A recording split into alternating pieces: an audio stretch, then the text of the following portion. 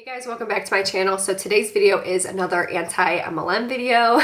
These have definitely caught wind and you guys seem to really like them, so I'm just gonna keep doing them. And I hate to do this, but I have to circle back to Beachbody. Yeah, I wanted to talk about their Beachbody summit that just happened in Indianapolis, and they have one every year. Thousands of people go, of consultants, new and old, and they all come, and there's usually a keynote speaker. They do they shut down the streets and they do like a workout all together, and it's just very like, okay, I would never want to be a part of that. That's just me. It just looks like chaos. But yeah, it's like a huge deal, and it's a huge thing that they all go to. I think there's a lot of educational points to be made within this video, just helping people reframe the way that they look at these conventions, because like I said, a lot of MLMs do have these conventions. Arbonne just had one in Las Vegas, so conventions are a really big part of these businesses, and in my opinion, I think they're a way to reel people in, whether that be new people who are outside looking in, watching the summit thinking, wow, this is amazing, or the new consultants who are sitting in the stands and they're looking at these people who are so high up in the company being glorified and idolized pretty much, and so that kind of gives them a spark to want to really try. And if they see somebody else that can do it, then they feel like they can do it too. Or, you know, it's a way for people who have been in the business for a really long time and they're kind of feeling unmotivated, or, you know, they're hitting roadblocks or they can't get anything going. And it's kind of a way to kind of in an underhanded way try to motivate them, or, you know, reel them back in and say, give it one more try. And they bring in all these motivational speakers, which that is a big part of this video. We're going to talk about at the end. It's probably not going to make people happy, but that's fine. So yeah, and it's another way to turn their own employees once again into customers. So hopefully we can kind of reframe the way we look at those things. If you haven't thought about it that way yet, then I'm going to give you my personal perspective on these conventions. Keep in mind that I am not somebody that does support MLMs, obviously. Like, hello, we've made like 1,000 videos at this point. But, you know, keep that in mind, because somebody who does support MLMs, does benefit from the business model, would say probably otherwise. So just wanted to let you know my bias there. So yeah, let's just talk about it. There's so many funny things like that happen, and it's just crazy. But I wanted to first talk about just the expense that it takes to get to one of these conventions, and they're definitely not cheap, especially when there's a surge, like a huge convention going on, and then a lot of people are coming in from out of town to stay there and stay in the hotels there. It's going to be a surge in pricing, kind of like an Uber if it's New Year's Eve and everybody's taking Uber. So I wanted to look up the prices really quickly and just give you like a rough estimate. And this is, by the way, there's nothing going on in Indianapolis this weekend that I know about. Maybe there is, and I could be totally wrong, but it looks like the average price right now is like around $160. So if you were staying there for 2 nights, which I think it is like 2 nights, it would be around $320 to just stay there in a hotel. Plus you have to factor in if you're out of the state, or if you don't live anywhere near Indianapolis, Indiana, then you would have to pay for a flight there. And, you know, flights can vary obviously, but they're always very expensive. And then you have to pay for your food and all the other things, like if you want to buy anything while you're there. It's definitely an investment. And if you're somebody who just joined the business and you're, you know, really excited to go there, it's like, you know, it's going to be pretty expensive for you to go. And I don't think that you're going to see a huge return on your investment, because the business opportunity is set up against you anyway. So if you're brand new and you're going to this convention thinking, I'm going to friggin' rock it, chances are, I mean, this is nothing against you, and I'm not saying that you don't have the potential to be, you know, to do well in that business. I'm just saying that it's virtually impossible to really move up in the way that you want to. So keep that in mind. But anyway, yeah, I just wanted to point out it's a huge expense. And it's interesting because when I did the Arbonne video, if you remember, or if you haven't seen that one yet, in the class action lawsuit that Arbonne was being sued over, they were accused of being a pyramid scheme. They cited within the lawsuit that they were suing because they'd spent X amount of dollars, it was like $2,500, on going to conventions and on promotional materials and products, and they had only made for $300. So they never really got their return on investment, and that's something to keep in mind, that especially if you're new. You know, I do these videos I work for. I do these videos for the people that are at the bottom of this whole thing that just got in and they don't have any support, and you know, their upline's telling them it's your fault, it's your fault.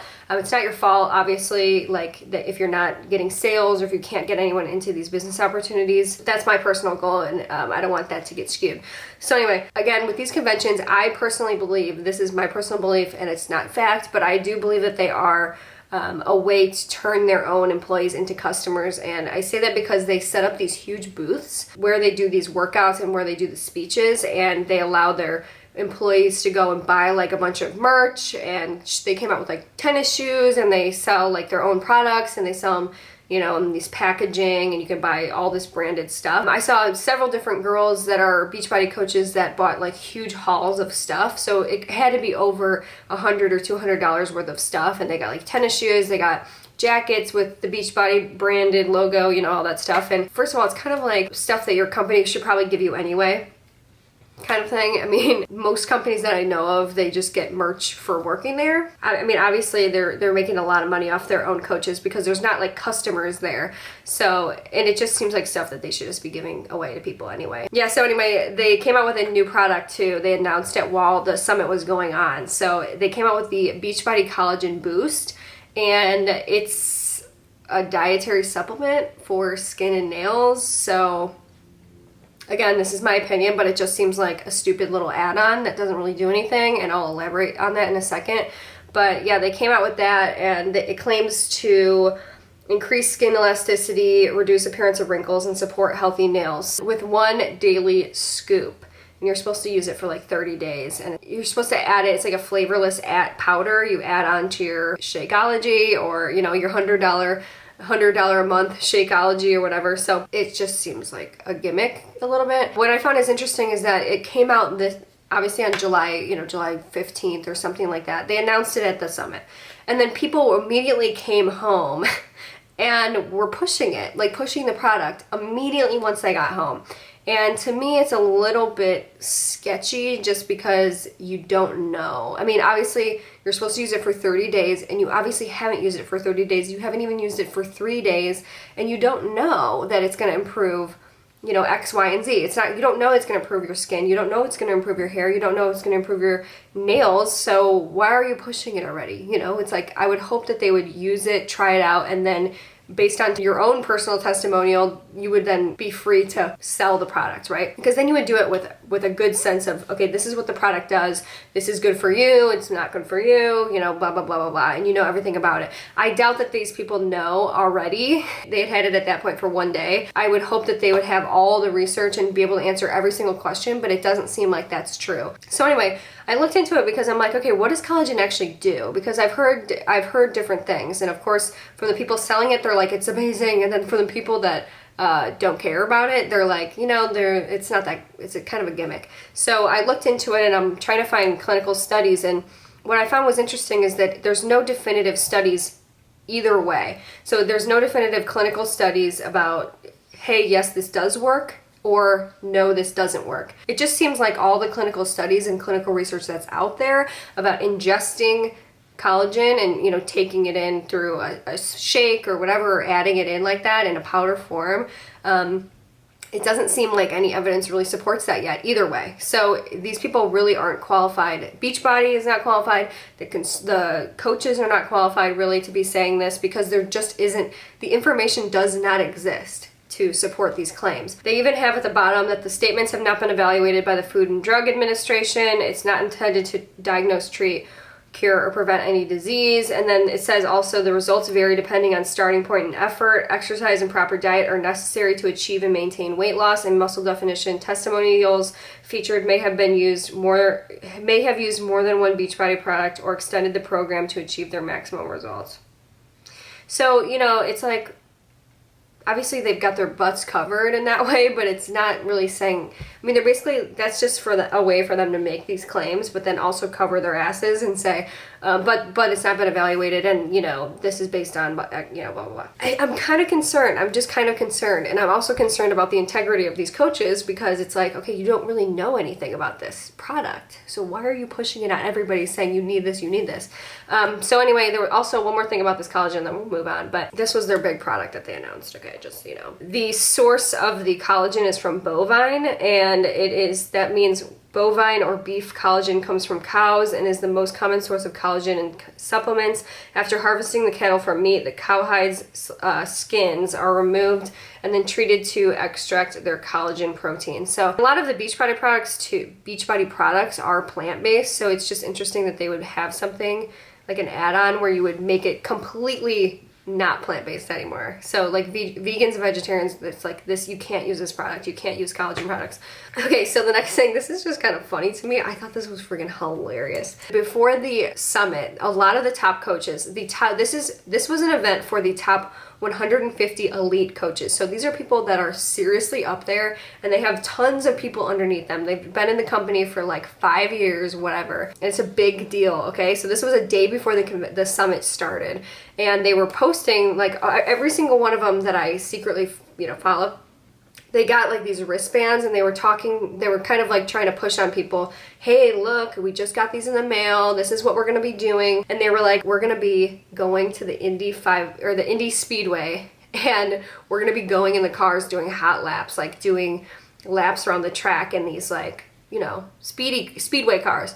And they're like, here's the wristbands, we're gonna be there, it's an elite party, blah blah blah. And it looked pretty cool, like it looked cool. So they get there, and I'm thinking like, okay, if they really are, like, that's pretty cool. Beachbody really turned it out for them, and they should, because they're elite coaches, like the top earners in the company. So they get to the speedway, and I'm like, wait a minute, what is that in the background? There's just Chevys, like and I looked it up. It's a Chevy Impala on the track that was like. It was, you know, one of those just small cars that you see on the street. Like, literally, there's one right outside. I can see it. I'm like, yeah, that is.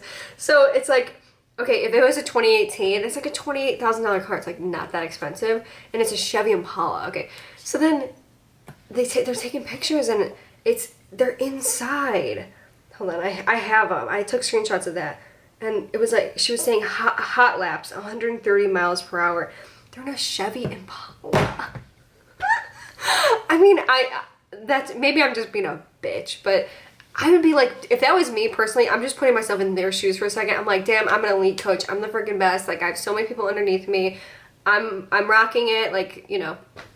And then I show up to the Indy Speedway, and it's like, I get in a Chevy Impala. It's like, dude, I was crying laughing. I'm just like, oh my God. If that was me, dude, I would be pissed. I would be pissed. I'd be like, this is how I'm rewarded. A Chevy Impala on the first track. I mean, really? I just thought that was funny. That's just a little thing that I just thought was funny.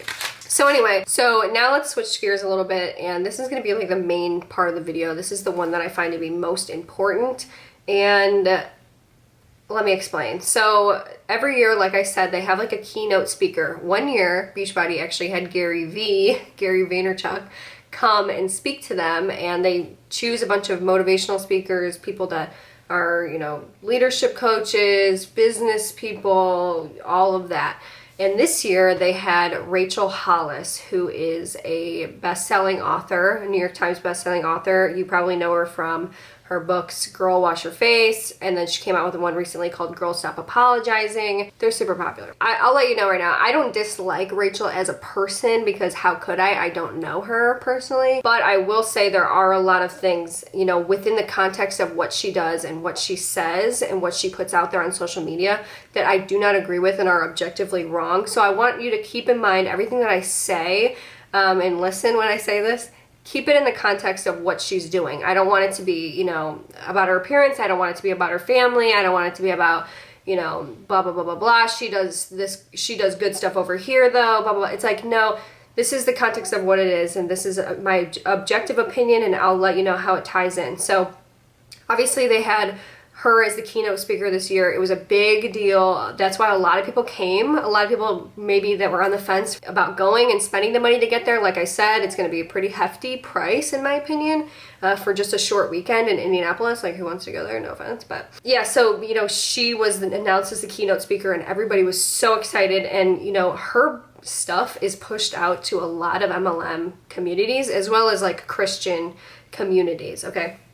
So, and she acknowledges this. She actually wrote in one of her posts, which I will put up on the screen, she wrote, she was thanking the MLM community for pushing her books around in their groups and to their downlines, and she even went as far to thank army wives for like shilling her book around on base. So I found that to be very weird. Even she acknowledges that is her demographic, okay? So I'm not just pulling that out of my ass. Like, she acknowledges it. And anyway, so I took a look at her speech because somebody uploaded it to YouTube. So technically you didn't even have to go to this thing to be able to watch her, of course. But, you know, these books, they're self-help books. And I almost, you know what I want to do? I want to include the funniest clip because it's the funniest joke I ever heard from George Carlin. It is the funniest thing about self-help. So I'll just include that here.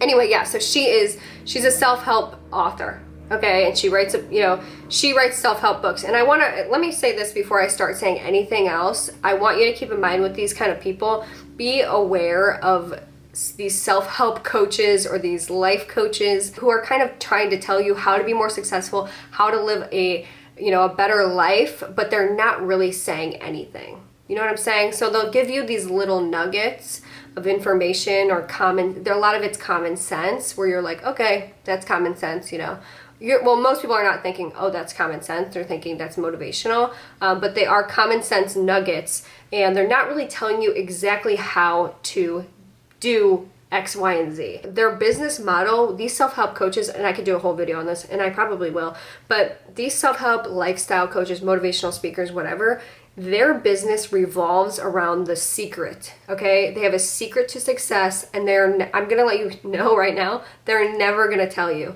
They are never gonna give you their contacts. They're never gonna give you like any pertinent information about what to do, exactly what to do, what you need to post, what tags you need to use on your videos or your, Instagram pages. They're not going to tell you who's going to help you or what to say or what to post, what picture to take. They're not going to tell you those things. They're not going to tell you how, like, the mindset that it takes to get, to do any of the things that they're talking about and how you need to be.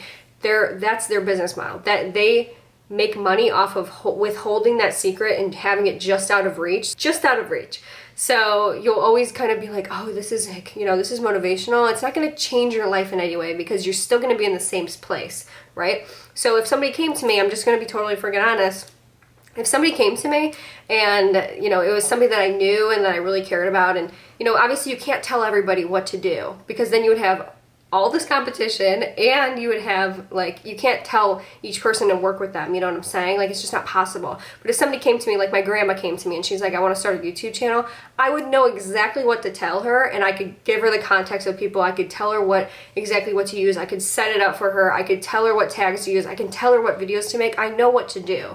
Do you know what I mean? To have a successful channel or whatever.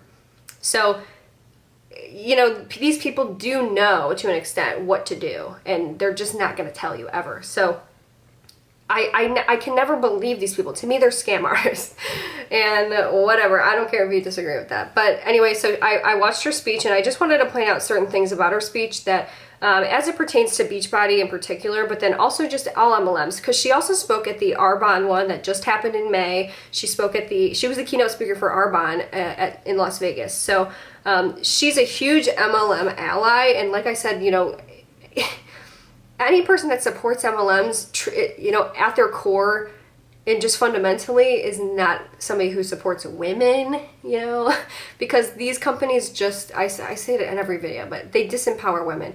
The business model completely crushes their souls and their spirits and ruins a lot of families. And, a lot of people keep asking me why I make these videos, and because I get so many messages of people saying, thank you for making this video. I got out of it. I finally realized that I was losing all this money. I apologized to my boyfriend who had been telling me to get out of this, and our relationship was, better because of it. And it's like, people don't see, sometimes people don't see until you hit them with these like hard facts from somebody who doesn't know you, like somebody like me who doesn't know you.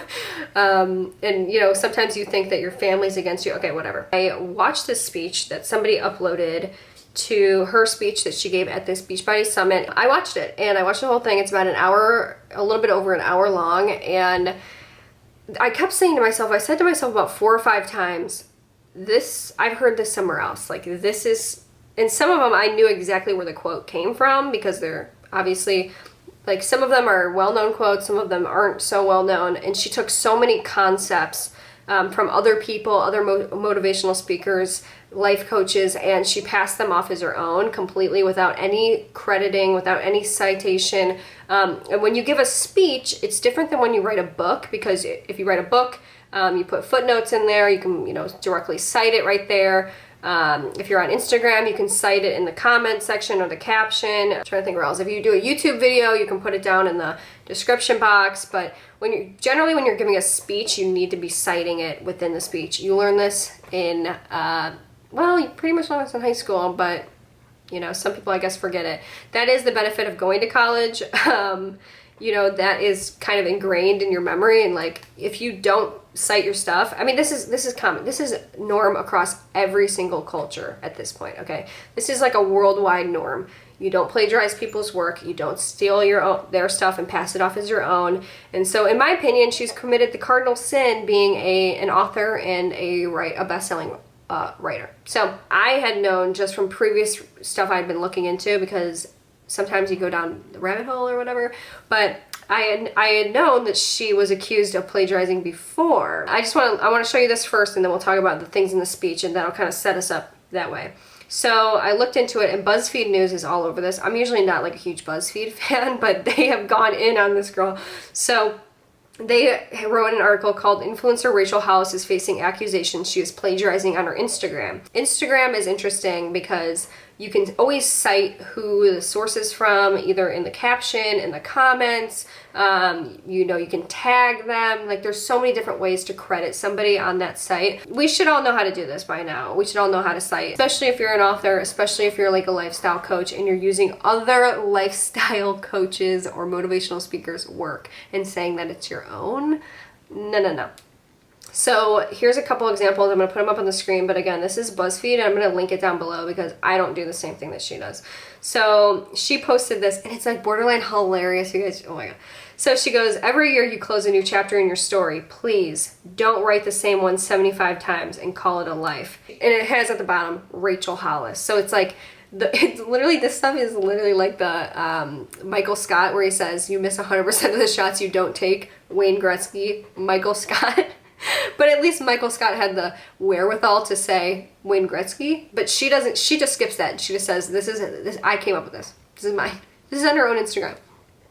So she posted the quote on her Instagram, and many commenters pointed out that it sounds very similar to the one said by Robin Sharma, a best-selling author and leadership expert. Sharma has been posting the sentiment minus the first part on his social media since at least 2014. "Don't live the same year 75 times and call it a life," he tweeted. So she even took she didn't even do that thing where she switched it up a little bit. It said 75 times. Don't live the same year 75 times. I mean, she didn't even change the freaking number. Okay, she also posted, "Ambition is not a dirty word." And then she put Rachel Hollis, like she said it. "Ambition is not a dirty word" is the actual title of a 2008 self-help book by Deborah Condren. And then also in 2015, Reese Witherspoon said it in her Glamour Women of the Year speech. But I'm willing to bet, just knowing what I know now and doing the research, that she probably took it from "Ambition is not a dirty word," because she seems to draw a lot of her sources that she directly plagiarizes from these self-help books, motivational speakers, people that are in the same realm as her. So she's committing this cardinal sin, not even against people that are like in these different industries. It's against people who are in her own industry. Well, hello. So then she posted another one. "For all my dreamers, for all my hustlers, for all my girls reading this who are building and planning, don't you dare compare your beginning with someone else's middle." And she puts Rachel Hollis. The quote has been attributed to many other people online. One of them is Tim Hiller, who wrote the phrase in his book, "Strive, life is short, pursue what matters." It has also been attributed to another motivational speaker, John Acuff. He posted art with the same phrase in 2016, writing, "It's always fun when someone takes something you said and turns it into art." Then she also posted, "When you really want something, you will find a way. When you don't really want something, you'll find an excuse." Rachel Hollis. It just makes me laugh, but it's like so wrong. So the most popular version is credited to Jim Rohn, an entrepreneur who later built a career doing motivational speaking. He died in 2009. So he said that definitely before 2009. And according to his official site, if you really want to do something, you'll find a way. If you don't, you'll find an excuse. So it also appears in her book in chapter 2, The Lie, I'll Start Tomorrow. That's the title of the chapter. Then another one, someone else's opinion of you is none of your business. Rachel Hollis. Like, come on. Like, that is so not, you did not say that. It's not your quote. I mean, obviously. The quote bears striking similarity to the title of a 1979 self-help book by evangelist Terry Cole Whitaker, which is called What You Think of Me Is None of My Business. We're going to talk about that one a little bit. But so anyway, there's a ton. There's a ton, and there's a ton also in her, within her books as well. So I'm going to link those down below so you can see more, because I didn't go through all of them, but they're really good articles. They broke the story first, but I am breaking this story because she plagiarized a ton in her own speech. And I think it's interesting because this is the kind of person who doesn't even have the wherewithal to not plagiarize, and who's a freaking author, who's standing up there and she's telling other people how to be successful in their businesses, and she's talking directly to MLM people, especially, as she's noted, as she's pointed out, is her demographic, right? So I want to point out, she said, what got you here will not get you there. The first truth that I want you to understand is this: what got you here will not get you there. What got you here in your business will not get you to the next spot. What got you to where you are will not get you to where you want to go. What got you here will not get you there. It comes from a 2007 book called What Got You Here Won't Get You There. It's literally the title of the fudging book, okay? Marshall Goldsmith is an expert at helping global leaders overcome their sometimes unconscious annoying habits and attain a higher level of success. He's a one-on-one coach, but he wrote a book called What Got You Here Won't Get You There. Okay. That was one of her main points of the speech, by the way. Whew. Me. She also says, which I think is interesting enough, is almost like she directly says, this is around 16 minutes, she says, all the knowledge I have that I possess is on the internet, inside books, and on, like, within podcasts. With all of the knowledge I have today, if I could go back in time 10 years, I would get there that fast, right? If you go back in time, you get there that fast. And you're like, well, of course you would, because Rachel, you have the information of a decade's worth of time. No. All of the information that I possess, all of the information that they possess, exists right now for free. On the internet, at this conference, inside of books, inside of a podcast, on a YouTube video, every single thing that you need to do to level up exists right now on the internet for free. She directly there is kind of saying, look, I found all of this stuff on the internet, which is like, okay, that's true, but you know you have to cite that. Like, you have to cite that. And if you don't have the understanding to do that as an author, like, I don't know how much I trust you. You know, these are not your concepts. You're basically just regurgitating popular things that other people have said, that other successful people have said, and you're selling it as your own. So another one at 36 minutes, she says, comparison is the death of joy. Comparison is the death of joy. Not only is comparison the death of joy, comparison is the death of momentum. Yeah, that's from Mark Twain. Like, I knew that right away. I'm like, hold on a minute. But she's passing this stuff off as her own. And it's like, come on. At 45 minutes, she says, small people talk about people, big people talk about dreams, ideas, etc., goals. Small people talk about other people. Big people talk about ideas and dreams and goals and how they're going to change and how they're going to impact. Eleanor Roosevelt, that one I knew like within a millisecond of her saying it. She said small people, and I immediately knew she was about to quote Eleanor Roosevelt. And of course, you know, plays it off as her own. And you know, that one I'll maybe let it slide because it's just a very, you know, popular quote and most people know that that's Eleanor Roosevelt. But there's a couple, don't worry, there's more. There's more. At 51 minutes, she says, knowledge is not power. Applied knowledge is power. So she directly quotes, knowledge isn't power. Applied knowledge is power. Woo.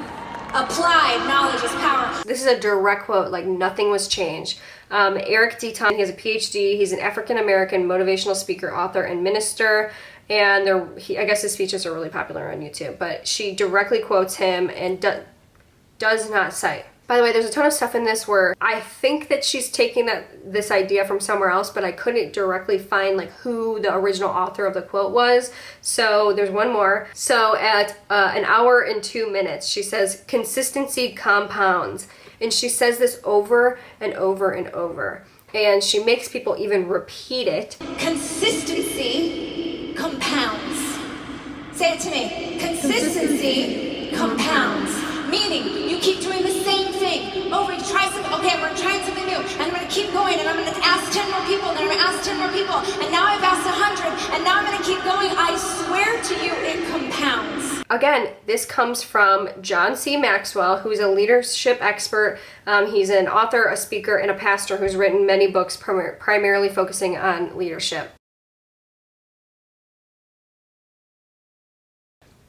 So this girl doesn't even cover her tracks that well. Like, whoever you look up, it's always pretty much like a motivational speaker, a motivational book. Here we go again. She said even directly, everything that she gets, all of her information is on the internet right now. She said it exists right now. And she said one major point that she made was that you need to level up, but you need to know where you need to level up in your life. So if she said, if you need to be better at sales, if you need to be better at marketing, then look it up. Look up books, read books about it, blah, blah, blah, blah, blah, blah.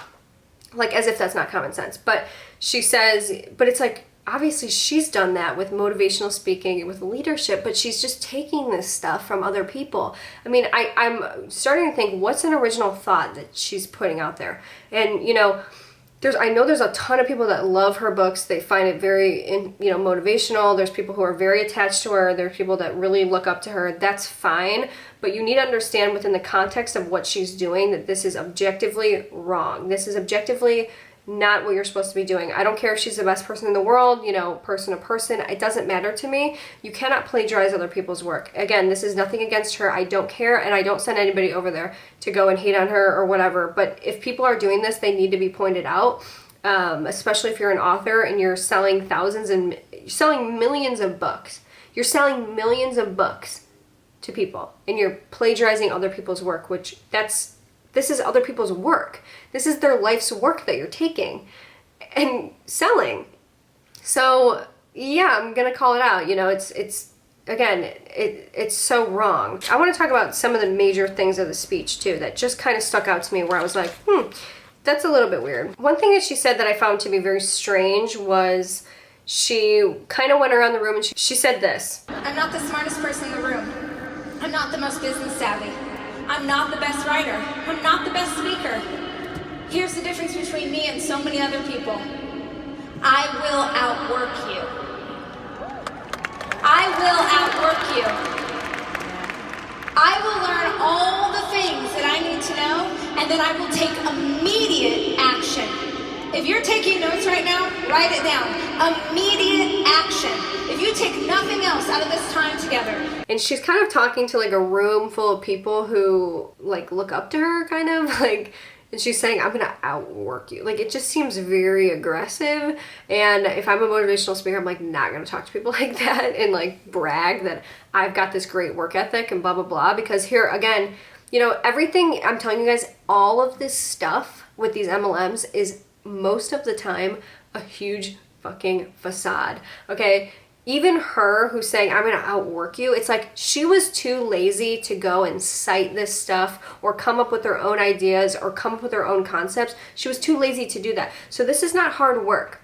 Anybody can go copy and paste. Okay, it's not hard work. Okay, so even these people who seem so successful to you, they're not putting in the work.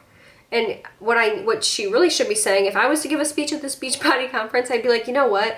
If it's hard for you, that's because it's almost impossible to succeed in this business. If you're sitting in the back right now, it's almost impossible and you should leave now. That's what I'd be saying. And you know what? I'd be changing a whole lot more lives. That's what I'd be doing. And I'm not going to be telling people I'm going to outwork you because, well, who says that? That's just bizarre. God, this one really annoyed me because she goes... launches into talking about how she only has a high school degree, but she's built a multi-million-dollar media business. If you're not familiar with my career, let me give you this real quick.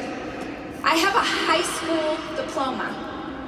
I I have a high school diploma and I've built a multi-million-dollar media business. You know, this is not, you don't have to clap the whole time because I'm going to say a lot of stuff and then it just makes me sound douchey, so just hold for a minute. My books are in the top of the New York Times list, one of them for over a year. I've never taken a single writing class in my life. Girl Wash Your Face has sold 3 million copies. Girl Stop Apologizing sold 1.5 million this year alone. I've never taken a writing class. I have one of the #1 podcasts in business. I figured out how to do a podcast on a YouTube video. Every single thing that I know how to do, seriously, listen to me. Every single thing that I know how to do, I found on the internet for free. Every single thing. You know, it's one thing to say something like a common saying. So like, you know, the small minds discuss people, big people discuss ideas. I don't know, what the one from Eleanor Roosevelt. If you've said that to somebody, like to your kid or whatever, trying to teach them a life lesson, that's fine. But the difference between that and what Rachel is doing is you're not selling books. You're not selling this, you know, this knowledge or, you know, this, you know, you're not selling books. You're not selling something. You're telling your kid, hey, this is, you know, something that you heard that's a good idea or whatever. You're not passing it off as your own even, really. Come on. It's another plot line that I want to poke holes in because this is not somebody that is working harder than you. There's 2 more points that I wanted to point out. At 56 minutes, she says, what will it cost? What am I willing to give up? And then you have to ask yourself the follow-up question, which is, what am I willing to give up? Am I willing to give up all these things? Am I willing to pay the cost? Because maybe you look at that list and it says, well, to have the life you say you want, you're going to have to start getting up at 5 a.m. I feel like that's a very dangerous thing to say to the group that she's speaking to, the Beachbody community. She also was speaking to the Arbonne community a few weeks ago. I'm not sure if she asked the same question, but when you ask those questions to people who are already pretty vulnerable, a lot of people find MLMs when they're, you know, down on life. They want to career change, they want to get out of something, they want to contribute in some way. The only thing left that they have to lose is their good friends and family, you know, relationships that they cherish, like money. Those are like, most people come to those opportunities in the hard seasons of their life. For you to say, what are you willing to give up, to people who don't have that much to give up except for these important things, and most of the time people do, when they're faced with that question, they do make the decision to let their relationship suffer, or, you know, they start spending money that they don't have. So that's a dangerous question to ask to those people. Again, if I was a public speaker and if I'm speaking to this you know, group of people, I wouldn't be saying that. And there is a way to give a motivational speech to these people in a way that doesn't shit all over Beachbody, which I think it is deserving of some shit, but there is a way to say that without causing people to do something extreme, like give up time with their kids, or give up, you know, their relationship, or give up like going to debt over something, you know. It's not like this opportunity shouldn't be like that. Also, she says, I just thought that was kind of funny. At 1 hour 26 seconds, she says this. What if it's going to take everyone in your family judging you? Who has someone who is actively judging them for being in this room right now? Here's my favorite follow-up question. Keep your hands up. Literally everybody in the room has their hands up.